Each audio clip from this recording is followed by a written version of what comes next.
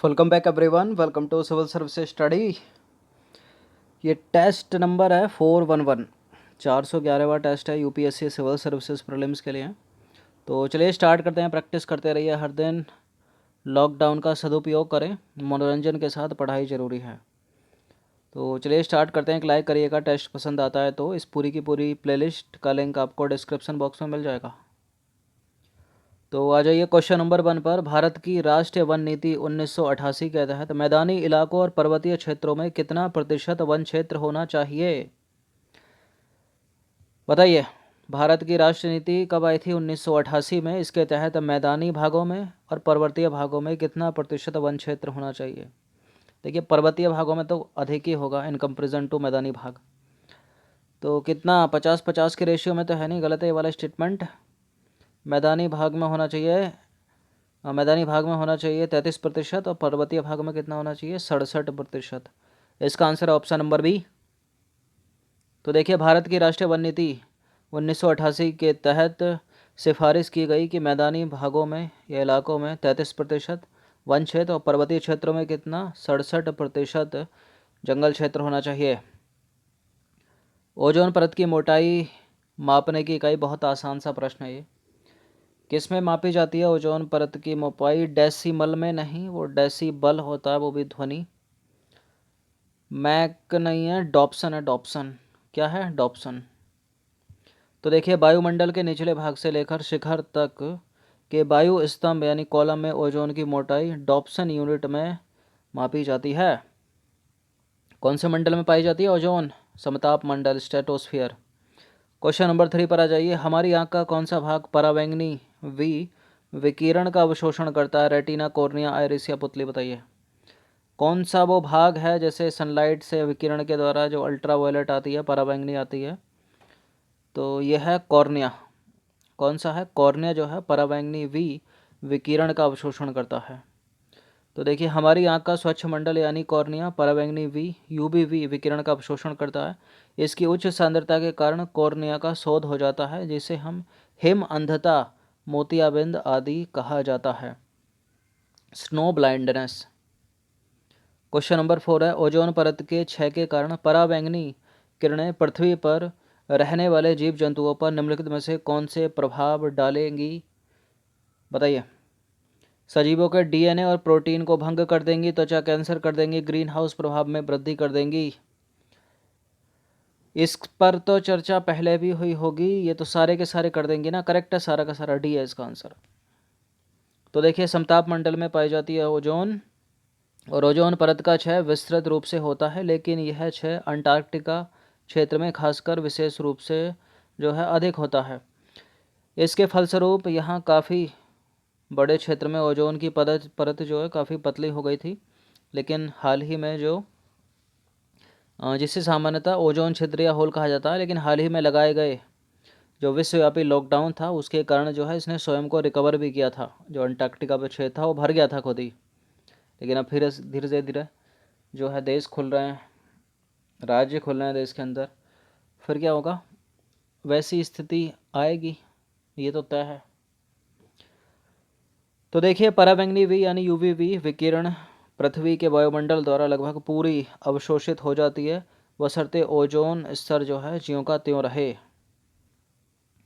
अब देखिए, सजीवों के डीएनए और प्रोटीन खासकर पराबैंगनी यानी यूवीवी किरणों को अवशोषित करते हैं, और इनकी उच्च ऊर्जा इन अणुओं के रासायनिक आबंध यानी केमिकल बॉन्ड्स को भंग कर देती है, जिसके कारण उत्परिवर्तन भी हो सकता है, और इसके कारण त्वचा में बुढ़ापे के लक्षण दिखने लगते हैं, और इसकी कोशिकाएं क्षतिग्रस्त हो जाती हैं और विभिन्न प्रकार के त्वचा कैंसर को उत्पन्न करती हैं या कर सकती हैं।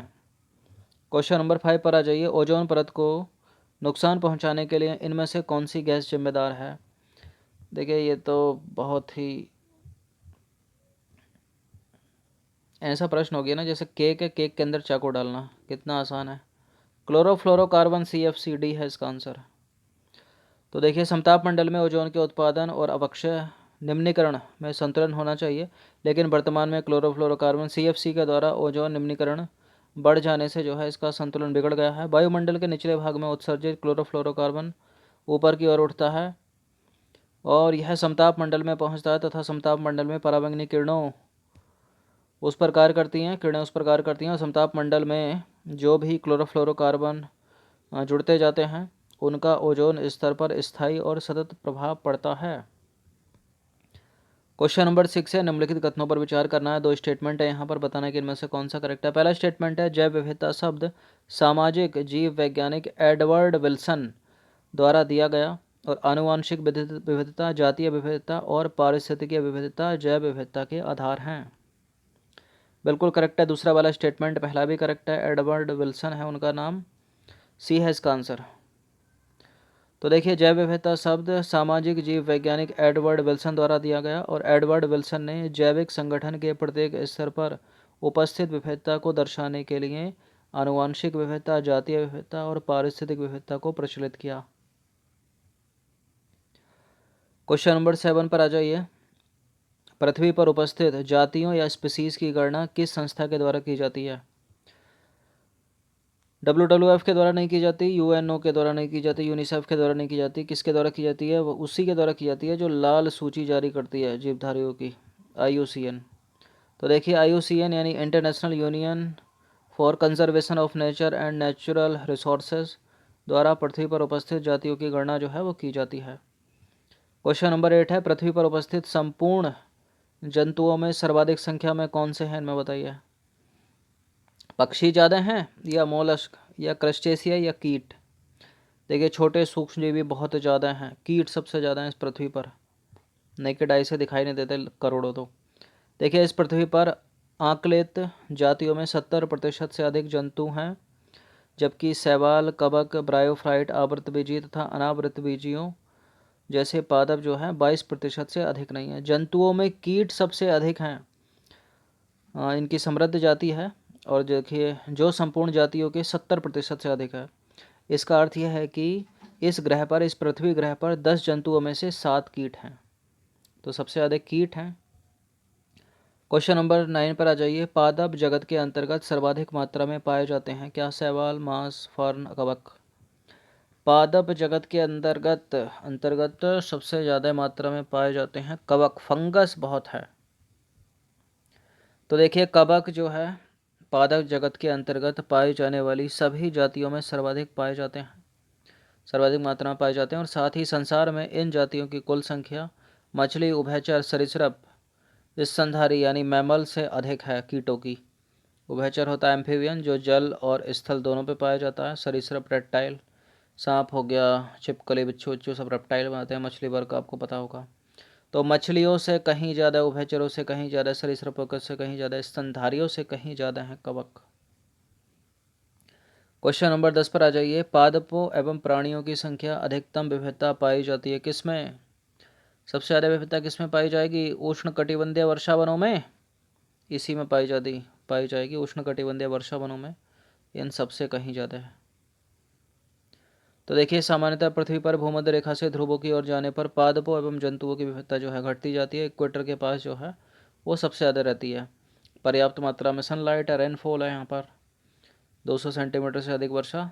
तो देखिए, दक्षिण अमेरिका के अमेजन उष्णकटिबंधीय वर्षा वनों की जैव विविधता पृथ्वी पर सबसे अधिक है।